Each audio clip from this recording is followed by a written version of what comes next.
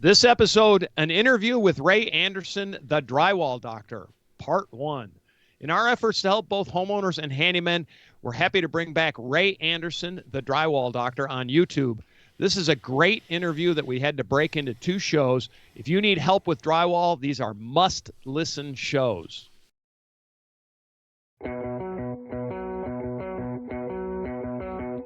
Welcome to the Handyman Pros Radio Show, home improvement and maintenance tips from the pros.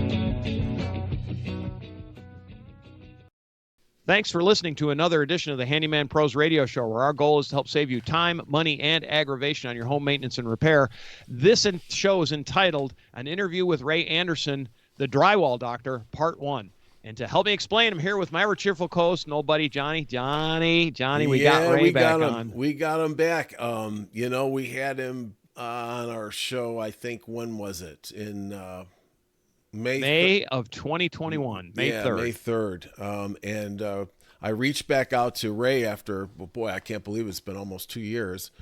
And he was gracious enough to spend some time with us again. I mean, I follow all of his YouTube episodes, and it's just fantastic. I mean, so anybody out there that's going, getting either beginning to get into drywall, putting it up, repairing it, or all the way up to experts. Ray has been doing this since he was, I think, 16. I think he told us yesterday. He said he dropped out of high school at 16, and he's just turned 63. Yeah. So he's been doing it a long time. I mean, guys, if you want to know anything about drywall, from beginning to mud runners to angle boxes to everything, he'll teach you everything about it. But it's so fantastic. So anyways, we got him out of his element of actually on site working. And we had a sit down with him for these 2 parts. Awesome. So here's our interview with Ray Anderson, the Drywall Doctor. Well, here we're here with Ray Anderson. Ray is the Drywall Doctor. Ray, welcome. Welcome. Thank you. Thank you very much for having me back.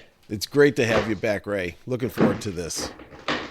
Yeah, so we just want to say we had Ray on May 3rd of 2021 show. So if you, for all your listeners out there, there's another show with Ray. He went through a whole ton of great information on doing the initial taping and drywall and all kinds of things. He saved me personally, have saved me thousands and thousands of hours. So please have a chance to listen to that show when you get a chance. But again, that was May 3rd of 2021. So it's been a while since we've talked to Ray. We thought we'd go forward and do some newer thing, some more, I guess we want to say. We're just going to do more. We're going to ask some pointed questions and things. And with that, Ray, we've got a question. Johnny and I came up with this question. What is the number one thing that amateurs do incorrectly besides say, I'm going to do my own drywall?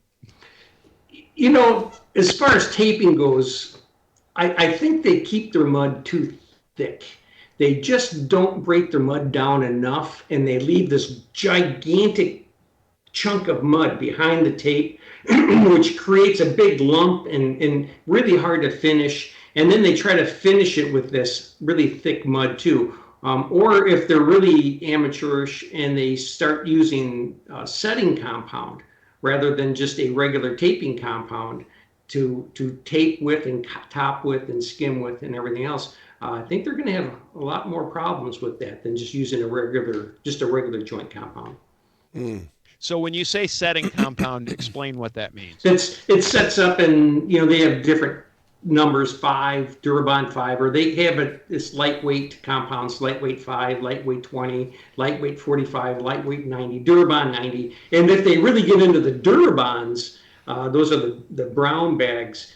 That's really hard mud. It gets very hard. And if they're trying to tape and finish with strictly Durabond, they're going to have a challenge there, because I don't even do that. I will tape it in Durabond, and I might coat it once in Durabond, but then I'm finishing it with a soft, easy sand mud, a +3 or an all-purpose. Lightweight, a lightweight setting compound, or I'm just not even a lightweight setting compound, just a +3 or an all-purpose compound. That's what I like to finish with. So the point there is that if you're trying to do finish work with I call them the it's 5, 20, 45, 90. Those are actually for just doing joints and setting tape, basically. Don't try to do that as finish work, I think is what you're saying. Is that correct? That is correct. And truthfully, the finish isn't nearly as nice as when you're using all-purpose or just a lightweight compound. Yeah. And by the way, folks, they put on the bags that's easy sand, but it's technically not. Yeah. It's not technically an easy sand. So we want to just want to make sure that people understand that, because sometimes, like, you know how it is in the trades, we all talk in trade talk and some of us don't know what some of that trade talk means. So so that's a good start. It brings up a secondary question. And we Johnny and I, we also actually had this question in our list of things, but you talk about Durabond. I've never seen Durabond at any of the big box stores. What are some of the differences? What are things that a true drywall supplier has versus a big box store? And are there things that you would recommend going to, or do you recommend going to a drywall supply house? How would you find one? Run down that road a little bit for us. Well, first of all, if I'm dealing with plaster, I'm not using a lightweight setting compound for my first coat. I am using Durabond. I am using the real stuff, the stuff that's been around as long as I've been taping. I've been taping since 1976. And Durabond has been around ever since then. And if it was a garbage mud, I'm sure it wouldn't be here still, but it's still here. So when I'm dealing with plaster to drywall, I always like to use a fiberglass mesh tape and Durabond to join those two things together. And if you're not, they're in our big box stores. They're around me. I mean, I can go up to the big box stores here and find the Durabond anytime I want. But the lightweight is what's all over the place. Matter of fact, sometimes I've ordered Durabond at my supply store and they've shipped out the lightweight.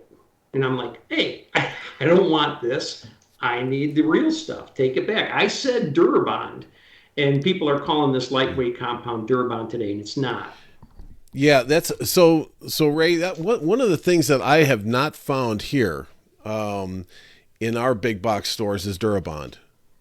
It's generally all the lightweight stuff. And that goes for, either the setting compounds or, pre-mixed or whatever. Yeah. I don't find that. And that kind of spurred the question of, where there are certain things that I see on your YouTube channel as the Drywall Doctor that I don't see in our big box stores.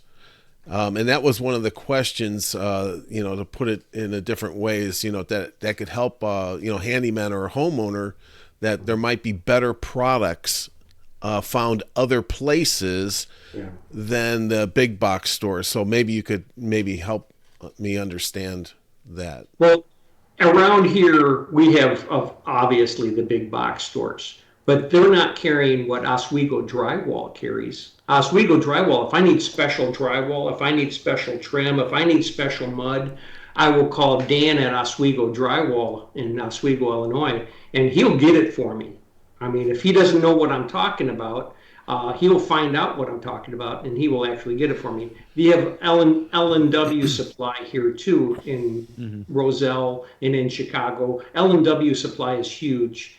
And again, too, they will have these things that the big box stores don't have. Okay, so to help us understand then, how do the audience then find these type of places? What would they look under? I would look under your lumber yards first, because I went to a lumber yard in Missouri because nobody else was carrying what I was looking for. So I went to this lumber yard. I think it was a Heinz lumber too. Not positive though. And I asked him, I said, hey, can I get Durabond? Can you get Durabond? And he says, what's that? And I was trying to explain it to him, that it sets up in 20 minutes, 45 minutes. He goes, what do you want to finish drywall that fast for? And yeah, see, I don't know. Gee, this is Southern Missouri, and they don't work that fast. But before I was done, he goes, I know what you're talking about. Yes, I can get it. So if you can't find it, go to your local lumber yard and talk to them, because chances are they can get the stuff. I had a guy up in Canada who couldn't find a product, and I got him in touch with USG, and he got the product that he needed. Yeah. It was actually pretty cool. He called me back to let me know that, hey, I got it. Thank you very much.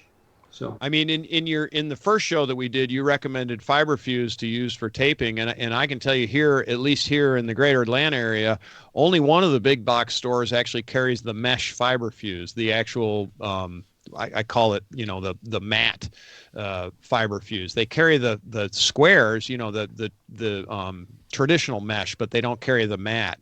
And so even that is something that I'm sure if I went to a drywall supply house, they would have that in stock. But here again, only one of the big box stores carries it, and that's an interesting little perspective on it. That's part of the reason why we asked the question, because there's always, when you go to the professional places, there's always differences, and I always wonder why, I guess is the question. So why are the differences? Let me ask a question along the line. So like up where you're at, Oswego Drywall, they actually call themselves Drywall, right? Yes. Okay, yes, so down here then, or wherever our audience is, then they could seek out somebody who is a specifically just a drywall supplier. Is that absolutely? Am I getting that right? Okay, so that's where to dig up these guys, instead of going down to the big box and that kind of thing that you might not find those products. Also, Oswego Drywall carries all of the different types of ceiling grids and ceiling tiles and stuff like that. I mean, they specialize in ceiling grids, ceiling tiles, metal stud framing. So if you're looking for metal stud framing and all of their chances are they're going to have the drywall too. And if they're carrying all of the different types of drywall, the 1/4 inch, 3/8, 1/2 inch, 5/8, 3/4 inch drywall, if they're carrying all of the different types of drywall, chances are they're going to have all of the different types of mud too that you need.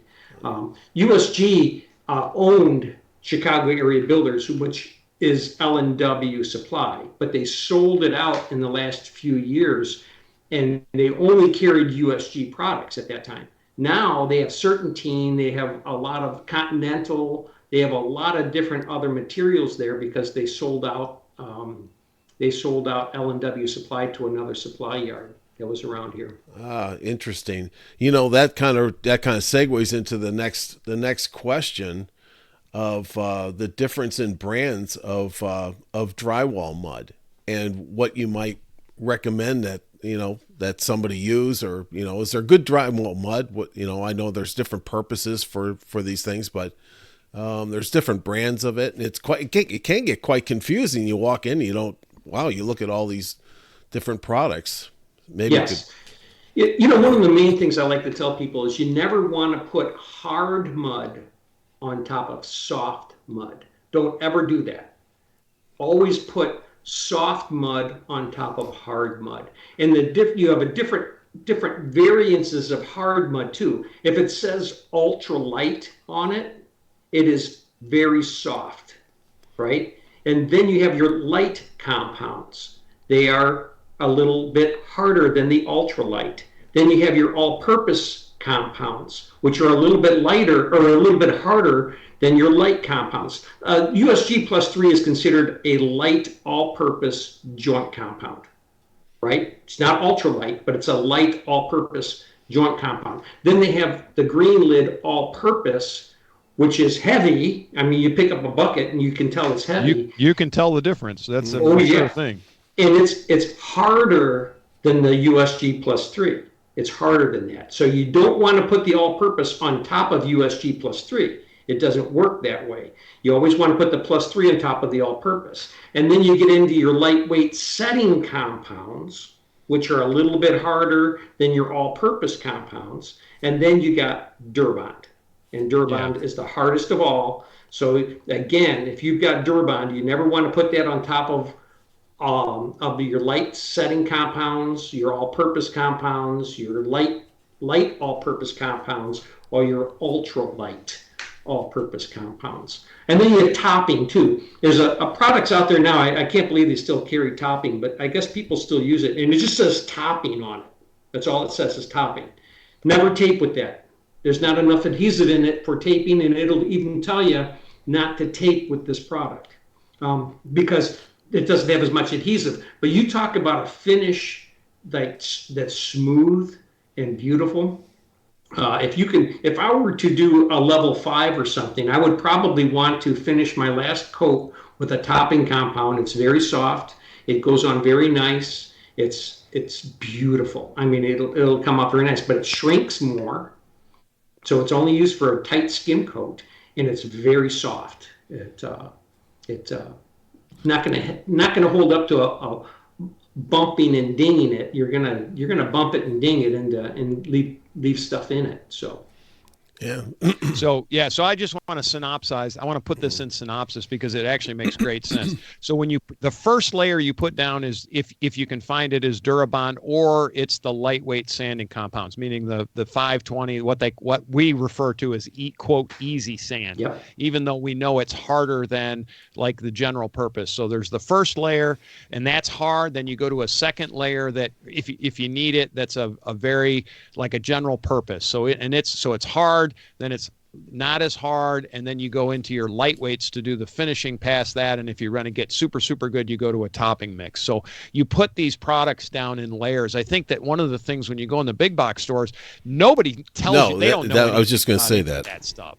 And they'll flat out tell you. I see so-called, I call them so-called because now after talking to you, I know this for sure. I see so-called drywall finishers going in and all they buy is easy sand. And I'm like, and I've seen their work after the fact, and I realize it's full of bubbles and holes and all the things that the issues is that when it dries, it leaves bubbles and holes. And if you put a topping mix over it or an ultralight over the top of that, it fills it all and makes it beautifully smooth, makes it easy to sand. But anyway, be that as it may, that's the process. If you're not, if you've never really done it or you want to make it better, that's the process I learned in the first show. And boy, it really works. I mean, like $1 million. One other quick comment on that is be really, don't put too much of the harder mixes on, like the Durabond and or the easy sand, because sanding it is harder. It's harder to sand. It takes longer. So, be gentle with it. Make sure you have enough in there, but be gentle with it. Don't leave great big globs. As far as I know, I have never sanded Durabond. I've never put it on, so I had to sand Durabond. Right. So I've never sanded Durabond. And even with the lightweight setting compounds, I very seldom, I don't sand those. A lot of times what I'll do is I'll wait till it just is set. It's just gotten set, and I'll run my knife over it and I'll smooth it out. I'll either run my knife over it or I'll scrape it, so I'm not damaging it, but I'm just taking off any high spots and getting ready for my lightweight all-purpose compound. Yep. My +3s or whatever you're using. And as far as different brands go, I'm really not. I have tried Continental. I liked it. I taped with it. I've topped with it. I've skimmed with it. The Continental products, I thought they were very good. Definitely, if you're using Gold Bond, I used Gold Bond for years. Very good mud that they have. I don't think they call it Gold Bond anymore.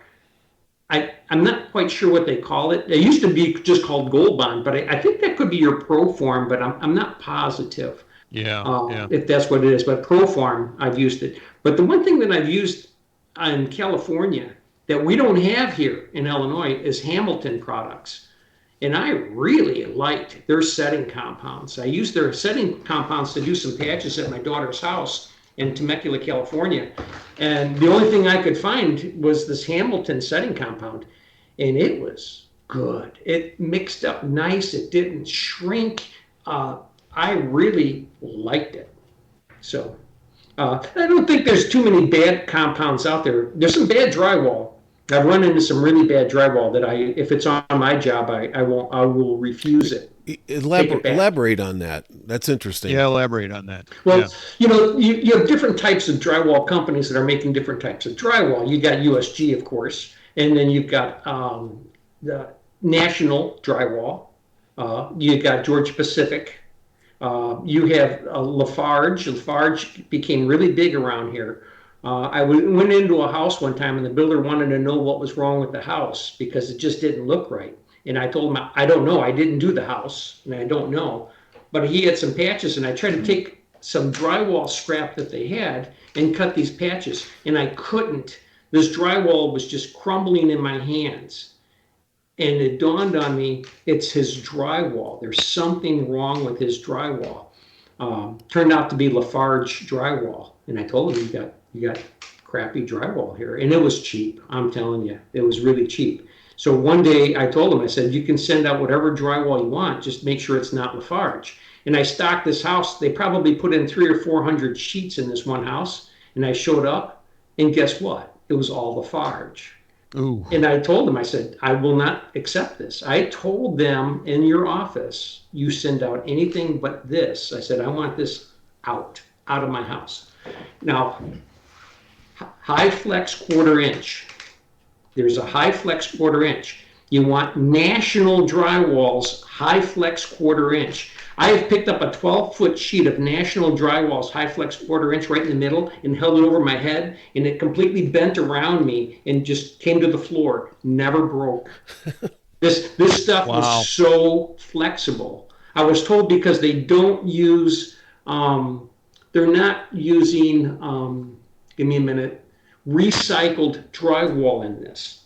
It's only done with the natural compounds that they're pulling out of the ground, this high flex 1/4 inch. Now I've taken a piece of USG high flex 1/4 inch, 12 foot. As soon as I pick it up, it just snapped on me. You pull up an 8-footer and it's like this. It's not even bending. It's just stiff. You have to wet it to get it to bend. And International, no, it was incredible stuff. So whenever I'm needing a high flex 1/4 inch, I call Dan Used from Oswego Drywall and say, hey, I need some sheets of International high flex, and he knows exactly what I'm talking about because we know the difference. There is a big difference in it. So. Interesting. Yeah, that's good information for everybody out there. So that's there have been some other drywalls that I know. There's been some imports from China and things, and they're inexpensive, but they're very problematic. Yeah, remember those days. Yep. I worked at a place here. They had the big electronic microscope, and they had that Chinese drywall that ruined all of those homes in Florida up here. And they were finding the chemical that was in that drywall and what it did to those houses. And I did a lot of work on that house. I mean, I did a lot of work in his place, and he had this electronic microscope in there, and it had to be dust free. Everything had to be dust free when we were working in his place. So you didn't sand. I did sand, but I used my vacuum cleaner sander and I closed off the area and I did that. Otherwise, I did a lot of mopping the walls down. I didn't sand them so much as I mopped them down. Wow. All right. All right. Well, let's see. Where are we going here, John? Well, What's I next? guess so we I got guess brands and I guess the next thing is if I go and buy the mixed mud and I mix it up and I put some water in it, right, in a bucket, just a little bit to get it going. And we don't use as much of this stuff as you do. Maybe somebody out there is just doing an occasional patch or what's the best way to store the unused portion of that? First of all, you need an airtight lid or something. A lot of times, I will take. If my mud came in a box, the mud is in a plastic bag in the box, right? Yep. So, and I always save the plastic bag. I take the end of the plastic bag and I twist it and I tie a knot in it, right, where there's no mud. So, and then I have the rest of my plastic bag. And then I'll take my bucket that's left over, any mud that's left over, and I'll scrape down the sides, make sure the sides are nice and clean. I'll take my scrub brush that I'm using to wash the tools off, and I will just wet the sides down and just get a little bit of water on top. And then I'll put that plastic bag on there, and I'll make sure that it's nice and tight, and that's how I will store it. But any mud any mud that you use, if you're not going to use it within the next 2 to 3 months, just throw it out. Okay. If you know you're not going to use it, don't even try to keep it. It's not going to keep. Yeah. Just throw it out. You always want to rotate your stock every 3 months. So if your mud's more than 3 months old, rotate. It's going to be stiff. It's going to be hard. You're going to need a lot of water. Even if it was never opened before, you're going to stick your drill in there or something. You're going to have to add a lot more water to mud that's 3 months old to mud that's fresh. I've taken fresh mud. Oh my gosh. I mean, fresh mud. Didn't even have to add water to it for my first coat. Corner bead, screws, stuff like that. I mean, if I'm boxing or if I'm running seams, yeah, I'm going to have to thin it down. But I mixed it up and I'm thinking, wow, this is perfect hand mud. And I just used it right out of the box. That's very rare, but I've done it. Wow. That's a good tip right there. Yeah, and that's something tip. That opens my eyes to my inventory of mud. I mean, I've had it because we don't use it that much. Full. That's what it is. That's what he said. Yeah. The trash can's gonna. I mean, it's time for me to get rid of it. A lot of times, if I open my box or a bucket, and you got hard crusties on top, right? We've all had them, right? Yep. Scrape it off, throw it in the garbage. You don't mix those hard crusties in. You're going to have scratches all over. Yeah. I hate scratches in my mud. Yep. Oh my gosh, absolutely hate it. It's usually the apprentice who does it, the helper. So he's getting chewed out all day long because I've got scratches in my mud. I know it's his fault. I hate those things. And it's like I can't stop. Now I know where it's coming from. Yeah. Yeah. Well, yeah, and I have that similar experience, and I mixed it up, and the first time I drew the knife across it, and I had about a half a bucket left of mud, and I basically said, oops, and I threw it out. Yeah. I was like, forget it. It's not worth the effort. It was drawn too many draws, I call them draws, but too many scratches, as you want to say. Yeah. And I was like, forget it. This isn't even worth trying to save it. And right now, I mean, I just bought mud last night. It was $22 a bucket. And so, you're saving $10. Wow. Yeah, I thought it was a little high, but it is what it is. But it's still, for me, that's not even a quarter of an hour of time. Yeah. So it's like, just throw it out. It's not worth trying to save it. I've gotten Durabond or setting compound, and it brand new. I mean, never used it before, but somehow it got wet. Somewhere or another, it got wet. I wasn't paying attention. I threw it into a bucket. I start mixing it up. Ooh. I have these big chunks in there, big lumps in there. And if it's a small job, I'll fight with it. If it's not a small job, that whole thing goes in the garbage, and I do it all over again because I'm not gonna fight with them. Like you said, just for the few dollars, it's gonna cost me an extra hour, and that's way more than that mud is worth to me. You know what I mean? So. Yep. Yeah. Yep. Absolutely. So, well, let's get into Larry. Why don't we get into kind of a couple of practical things here? I know that one of the things that I struggled with, I didn't realize, is doing some repairs on the glossy painted walls. Yeah. So. You know what I have learned now, before I do any patches on glossy walls, I will prime that glossy. I'll either sand it. I'll either go in there with my power sander and I'll sand that gloss down, or a lot of times what I've been doing lately is I've just been priming it out with the guards. I've just been priming where I'm going to be mudding with the guards, and my mud sticks to the guards. I can't tell you how many times I've gone into houses, maybe with plaster and repairs, and I'm thinking, oh, okay. And I just go in there and I tape it and coat it and get it all ready to skim. And I come in the next day and I have these big sections where nothing's stuck to the wall. Right. And it just all falls off. And it's perfectly clean, clear wall. There's nothing there. And I'll do these patches, but I only have a couple of different spots where it doesn't stick. And it drives me crazy. Would just drive me crazy. So I don't even hesitate anymore. When I'm going into a job that I know I'm going up against plaster or I'm going up a glossy paint, I either grind it down, try to sand it down and scuff it up so my mud sticks. If it's a big job, I will do that. I'll just bring my power sander in and sand all of the walls that need to be sanded. Or I will just prime them out with guards before I even start to pre-fill the tape or anything else. I'll just prime those spots out, the bad spots, with guards. Love that stuff, by the way. Absolutely love that stuff. So that's a great tip right there. Just about, I mean, it makes sense, right? Because even if you, like John and I, we do auto body, we played around with auto body and stuff. And you always scuff off the finish, because if you don't, nothing sticks, right? Exactly. That's just the way it is. And so I guess we never really think about it extending it out to drywall, because everybody thinks, oh, it's going to stick, right? But no. The whole object of glossy paint is that things don't stick, right? Yeah, and then when I mentioned that on my YouTube, they're like, "Oh, just add this glue to your mud and do this and this," and I'm thinking, "What?"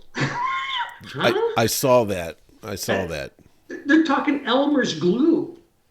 Glue. Put that in. Why would you do that? So it sticks better to the wall, is what they're saying. And I'm like, no. Just prime it with guards. I just did a couple of jobs. That plaster job. Remember, we were talking before we started recording here. I was talking about that plastered ceiling that I didn't want the flashing in and stuff like that. Well, wherever that plaster was, and wherever I was going to be mudding the drywall to the plaster, we primed it with guards before I even started to tape there. It all got primed with guards. I never had one thing not stick. That ceiling turned out beautiful. Like I said, he sent me a picture after he had it all done, and it was beautiful. And that was a ceiling that could have flashed. It could have flashed like crazy. So guards is what? Is it like a primer? Is that what it is? It's kind of like a primer. It's more of a very thin, watery. What do you put on a stain to make it seal? Polyurethane. It's like almost like a polyurethane. And believe it or not, before they came out with stuff like guards, that's what I used to use on torn drywall paper.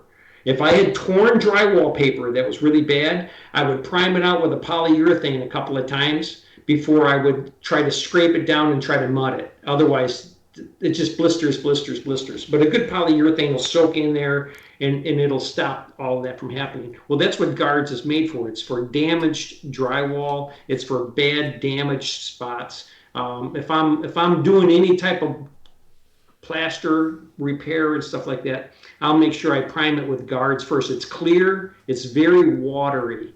I did a garage. You know when drywall sits and it just gets dark yellow because it's never been primed, never been touched, right? Yep. It gets that dark yellow.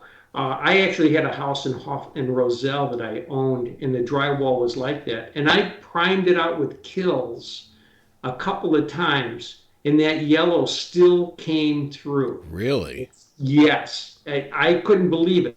It was still coming through. Now, obviously, I didn't use the oil-based Kills. I used the latex because I was being lazy. Okay. I was being lazy is really what I was doing.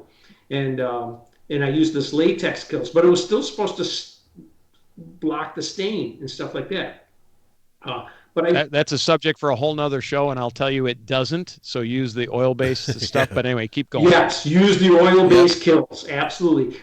And a respirator. Yeah, and then I got into a garage over here, not far from my house, and I'm going to finish it. And they didn't want to take the drywall down; they just wanted to repair it, and it was dark yellow. And I thought, before I do anything, I peeled off all of the old tape. I made sure all of the scraping was done. There was nothing on the wall, and I hit the entire wall with guards. And I primed that entire wall with guards. Then I taped it, and then I finished it. They primed it with a latex paint, and they painted it. Absolutely beautiful. Nothing bled through. It was absolutely gorgeous and beautiful. And wherever I had the bad drywall paper, where the paper got ripped off, it sealed that all up. So all I had to do was mud it once or twice. It worked very, very well. Somebody else gave me another product that was supposed to work the same as guards, but it didn't. It just didn't work the same. So I switched back to the guards. I like that product.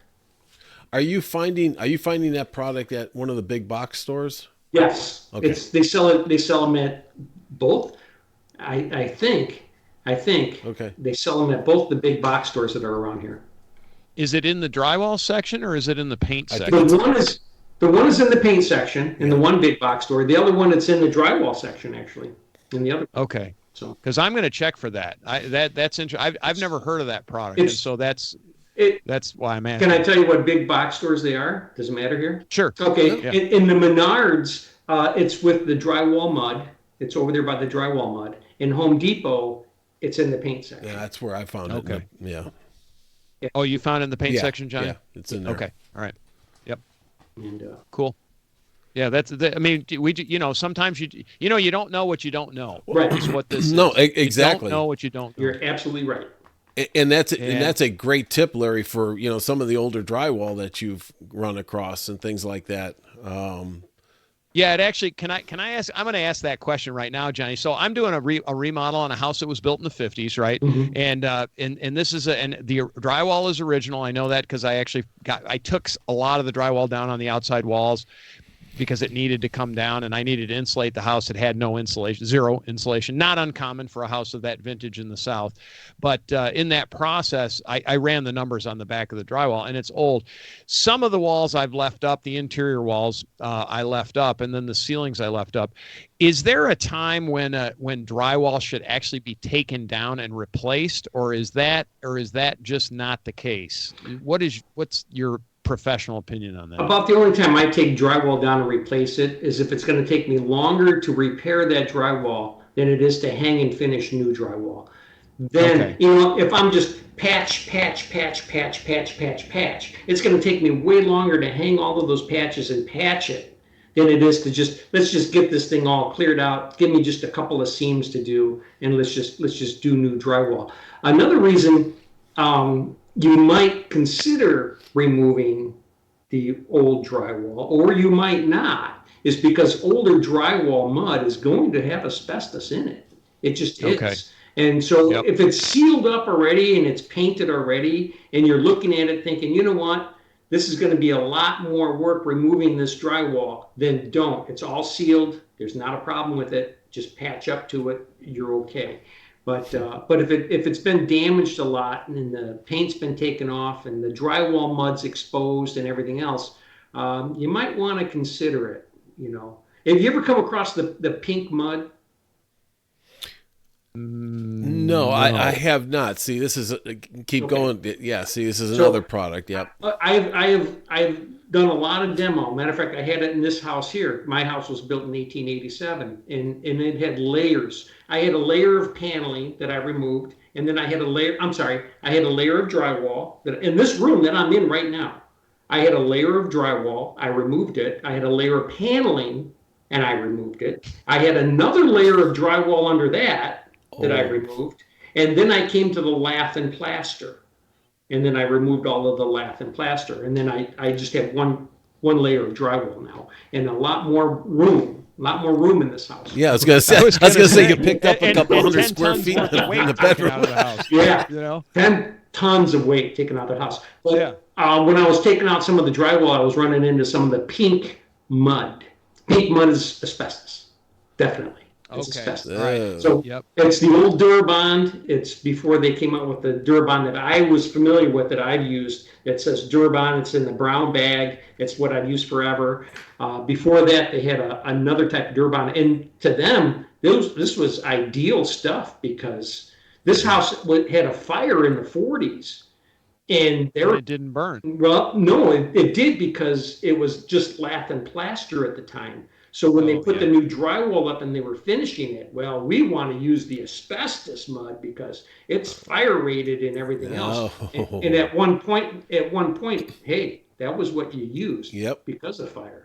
And in a similar vein, this house actually has asbestos siding on it. Now, we did not disturb it. It has the paint on it. The paint from the 50 or 60 years is so thick that it's sealed. It's not going to ever leak. Ever.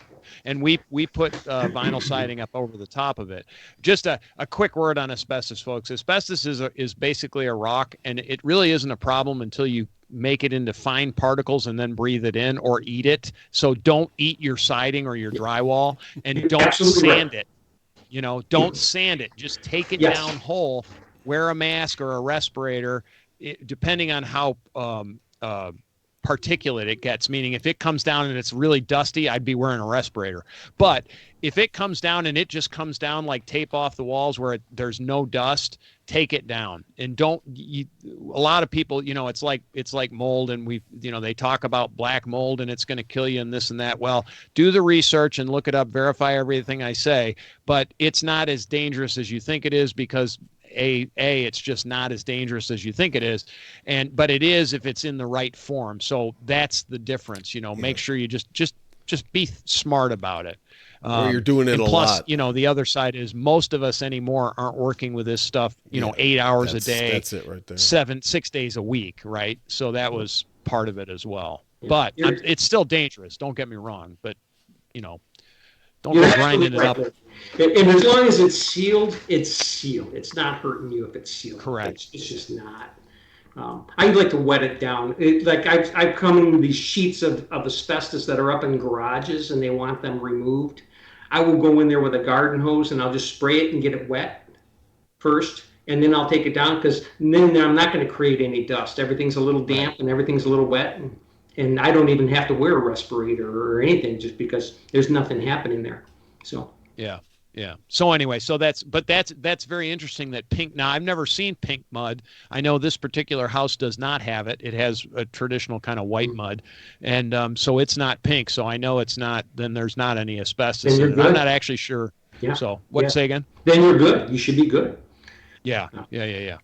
Yeah, and it's fun. So the basics is if the drywall's older, and it's funny because the assessment that I did on this is exactly what you said. I'm like, well, if I take this down, it's going to take me this amount of time, versus there isn't a lot of damage on these interior walls, very, very little. I mean, the biggest hole's about a quarter size, so it's not an extensive amount of repair, other than the glossy paint, which I did sand the whole wall to get the gloss off it so I can prime it and make it look nice. But that answers my question. And then the ceiling needed to be, I was really questioning the ceiling, but boy, taking down a ceiling is a nightmare because of just I can tell you there've been rodents up there and all kinds of things, and just the dust of 70 years is like, that becomes toxic. Just not toxic, but it's an environment I don't want to work in, because it's going to be a mess, just ugh. Yeah. So anyway, this house was insulated with vermiculite. So yeah, it was a mess. It was just such a mess. So. Yeah. So all right, so that answers that question. Johnny, where do we want to go now? One of the things that I had struggled with early on, when you're putting up drywall and you're taping, and that becomes doing the inside corners, and then now recommendations for doing outside corners. Let me expand on that. Early on, trying to get a nice straight line down those inside corners. As you're taping like one side, when you're taping those corners and mudding the one side, and that tape will start to crawl around on you. You don't want a zigzag pattern going up your corners, and you want it nice and straight. So. Well, if your tape's crawling up on you, you left too much mud behind it. You need to wipe your tape down a little bit more. What I mean by that is that, you're trying to finish that whole corner all at once. So are you talking where the three walls meet, that corner that's way up there? Well, that too, angle. but just inside where the two sheets of drywall meet, in the corner. Yes. Just the angle. Yeah. Yes. And that's what I will do. I will, once I tape it, if I'm taping it by hand, I mud it up. I usually have my tape, if I got a lot of angles to do, I will pre-cut my angles and I will pre-crease them and I'll just lay them on the floor if I have a lot of angles to do. And then once I mud up the angle, I just shove the piece of tape in there, I wipe it down, and I only coat one side. That's all I'm going to do is coat one side. There's the secret.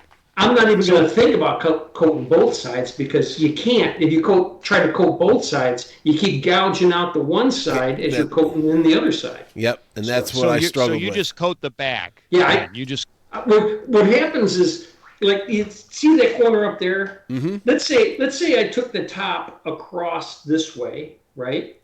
Yep. So I take the top down, and then I'm going to do the one wall this direction, and then the other wall this direction. So I've got one side of all of that tape done, and I've picked that corner once. That corner's got one good coat on all three sides of it.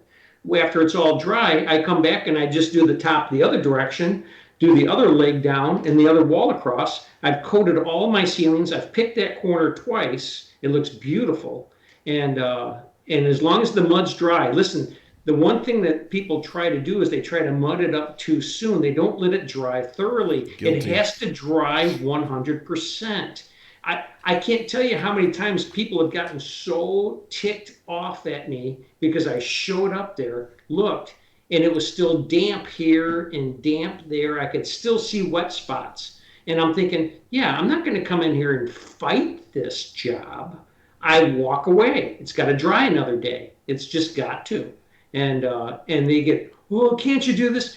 Yeah, but pay me another $8,000 and I'll fight it today. You know what I mean? Otherwise, no, just let it dry. It needs to dry, guys. Yeah. Walk away. Just walk away. Well, that wraps up part 1 of our interview with Ray. Make sure to listen to next week for more tips, including outside corners, process, metal versus plastic, storing drywall tools and preventing rust, using a drywall carrier, when should drywall be replaced, plaster. We had a whole long discussion on plaster and plaster versus drywall. So if you have a plaster in your house and you're trying to do repairs, this is a great show for you. With that, the spaceship has landed. Johnny's going to be taking it apart.